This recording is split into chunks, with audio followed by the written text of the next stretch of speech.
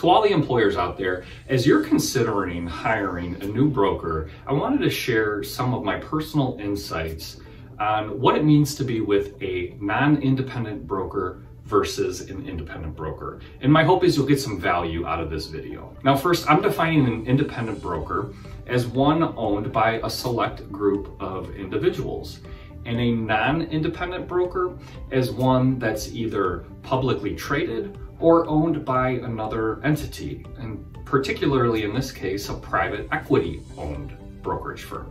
Now, full caveat, this is my opinion, but I am uniquely qualified to talk about this topic because I spent my first 5 years at a large publicly traded firm. And as I exited there, I moved to an independent brokerage firm. I spent the next 5 years there. Now, we were acquired by another non-independent firm, and this non-independent firm was a private equity owned firm. And I spent another 5 years there before moving to Connor & Gallagher, where I'm moving into my 6th year here. And Connor & Gallagher is an independent firm. So in my 20 years of experience, I've really seen the full gamut.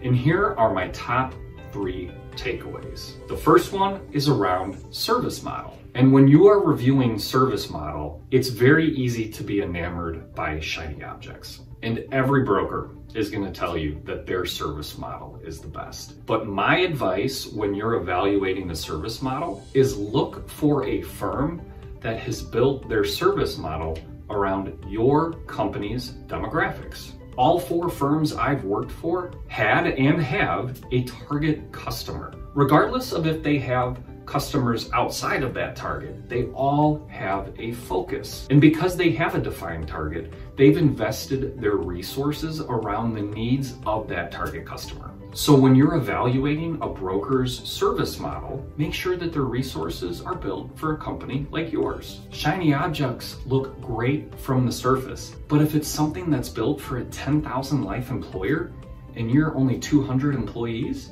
it's a moot point. Now, when it comes to an independent broker versus a non-independent broker, here's where I have seen a difference in who they generally target. In general, I've seen independent brokerage firms work on clients either in less than 200 employees or the middle market, which could be anything all the way up to 5,000 employees. And I've typically seen the non-independent brokerage firms target a larger customer, at least 1,000 employees. Now, again, they'll likely all have customers outside of their targets, so make sure you're asking about the resources that are important to you. The next big takeaway is around compensation. And all brokerage firms can collect compensation in various different ways. And whether you're a non-independent brokerage firm or an independent brokerage firm, the main ways that they are collecting compensation is either through a commission, which is a percentage of the overall premium that is paid for that specific health insurance, a per employee per month fee, or a flat level fee each month. On top of that, most firms, whether they're independent or non-independent, are also accepting something called supplemental compensation or carrier overrides.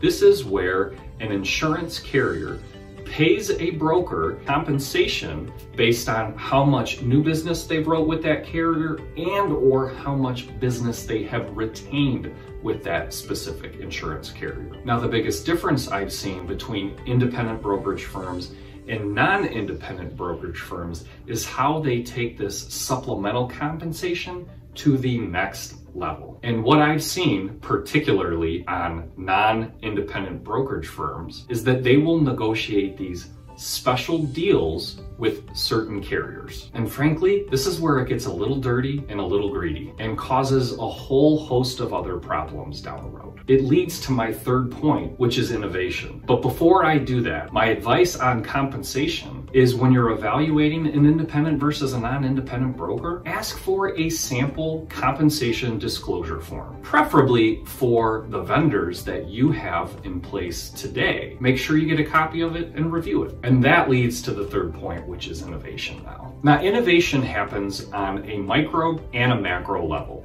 Micro, meaning your individual brokerage service team, and macro level, meaning the actual firm you are partnered with. Now, innovation is immune to broker type. I've been at 4 different firms and I've experienced innovative people at all 4 firms. But who the innovation benefits is where I see the biggest difference. And in general, with non-independent firms, in particularly private equity owned non-independent firms, the goal of innovation is to drive additional revenue to the firm. On the other hand, the goal of innovation at independent firms is to drive additional value to the customer. And why? Well, non-independent brokerage firms have more shareholders to answer to and typically higher margin demands as well. So there's always a push to drive additional revenue. And the best example I can give you around this is what I have seen with the selection of pharmacy benefit managers, or PBM. And here's where I've seen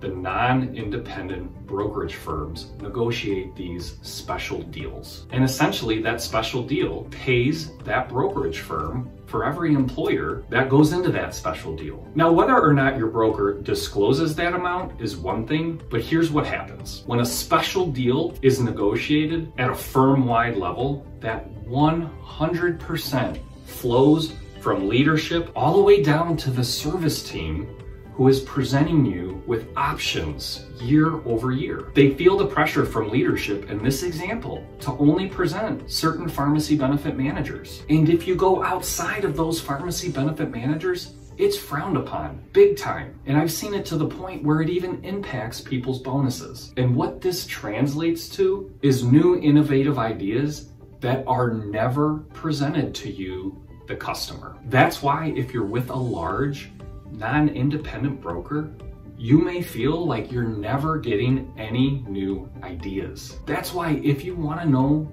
what they're really doing that's innovative, you need to ask questions and ask for real life examples about employers just like you that are implementing those innovative solutions. Look, if you're at the point where you are evaluating a broker and you're looking at an independent broker versus a non-independent broker, I really hope that you've gotten some value out of this video. Now, only you can determine which one is the right fit for you, and it could be an independent one and it may be a non-independent one. But my advice when you're evaluating a broker is remember these 3 things. 1, ask about their service model, so you know whether or not it was built around customers just like you. 2, request a sample of their compensation disclosure form and do a deeper dive where you feel like you need to. And 3, ask what their most innovative employers are doing and ask for real life examples about clients that are just like you.